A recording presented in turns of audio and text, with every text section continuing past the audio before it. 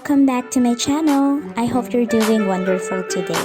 So today I wanted to share with you another BTS and BT21 DIY. I hope you guys enjoyed this video, and if you do, be sure to give it a big thumbs up. And if you're new to my channel, and if you can maybe click on that subscribe button, that will be so awesome. You can also click a notification bell so you will be notified every time I will be posting a new video. So without further ado, let's get started.